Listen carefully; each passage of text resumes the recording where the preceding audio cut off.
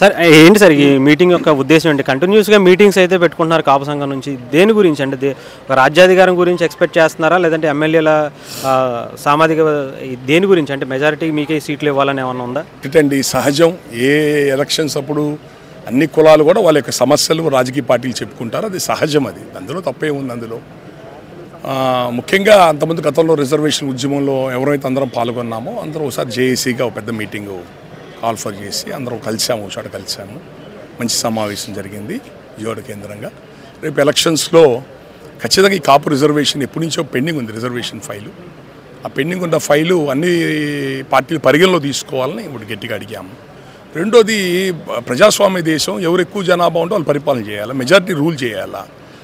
మరి ఎవరు ఎన్ని ఓట్లు ఉన్నాయో అన్ని సీట్లు జనాభా దామాషా ప్రకారంగా వాళ్ళకి అందాల్సిన సీట్లు వాళ్ళకి అందాలా. మాకే కాదు, మాతో పాటు బీసీఎస్సీ వర్గాలకు కూడా జనాభా దామాషా ప్రకారంగా అందాలా. రాజ్యాధికారం అందాలా. 70 ఏళ్ళ నుంచి అన్ని ఎమ్మెల్యేలు అన్ని పదవులు ఉన్నాయి. ఆ రెండు సీఎం పోస్ట్ అనుభవించిన కులాలే బాగుపడ్డాయి తప్ప మిగతా వాళ్ళకి ఎవరు అభివృద్ధి లేదు. ఖచ్చితంగా సీఎం పోస్ట్నే టార్గెట్ పెట్టుకొని పనిచేయాలి కాపులు, బీసీఎస్సీ వర్గాలు. దానికోసమే మేము అందరం ఒక బలమైన, ఎందుకంటే ఒకప్పుడు కానీ ఇప్పుడు రాజకీయ చైతన్యం వచ్చింది, యూట్యూబ్ ఛానల్స్ వచ్చినాయి, సోషల్ మీడియా ఎంత కూడా ప్రజల్లో చాలా అవేర్నెస్ తీసుకొచ్చినాయి. చిరంజీవి గారు చేసిన ఒక బలమైన ప్రయత్నం, సామాజిక న్యాయం ప్రయత్నం, చాలా అవేర్నెస్ వచ్చింది.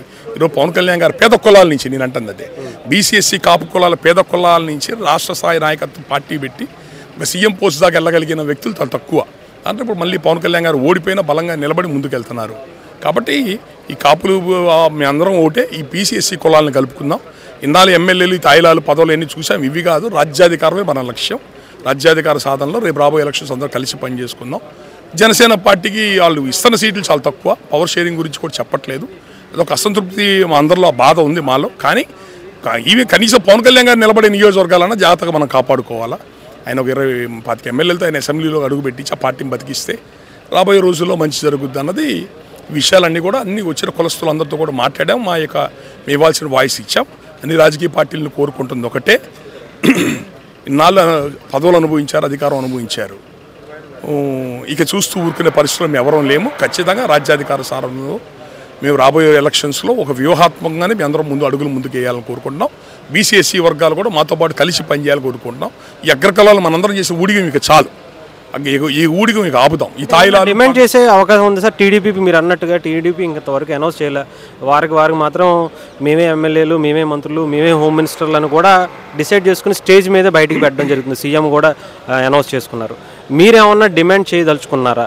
ఒకటండి, టీడీపీ పార్టీ ఎట్లా ఉంటుందంటే అధికారం ఉన్నంతకాలం ఎగిరిపడుతుంది, అధికారం పోగానే బురదపాము అయిపోయి బురదలు తాక్కుంటుంది, పొయ్యి కొట్టినా తిట్టినా ఏమైనా ఏం మాట్లాడదు.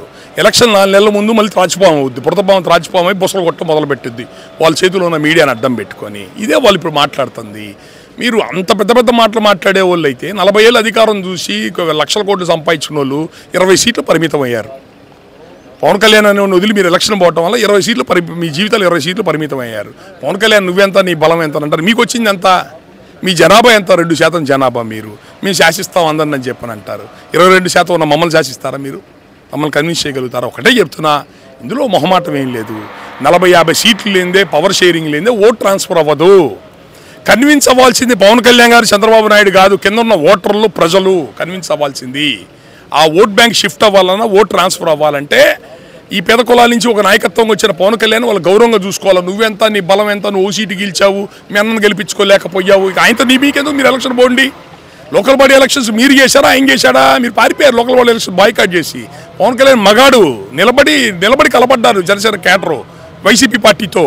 అంత రాక్షసంగా ఉన్న వైసీపీ పార్టీతో కలబడి గెలిచారు. మీరేం చేశారు లోకల్ బాడీ ఎలక్షన్స్లో? కాబట్టి పొత్తులు పెట్టుకున్నప్పుడు ప్రజల్ని కన్విన్స్ చేసుకోండి, నాయకులను కాదు కన్విన్స్ చేయాల్సింది. ప్రజల్ని కన్విన్స్ చేసుకుంటే ఆ కూటమి ఖచ్చితంగా గెలుస్తుంది. ఇట్లాగే పొల ఇరుపు మాటలతో అవమానపరిచే మాటలు మాట్లాడుకుంటే మాత్రం వాళ్ళు అనుకున్న లక్ష్యాలు నెరవేరు.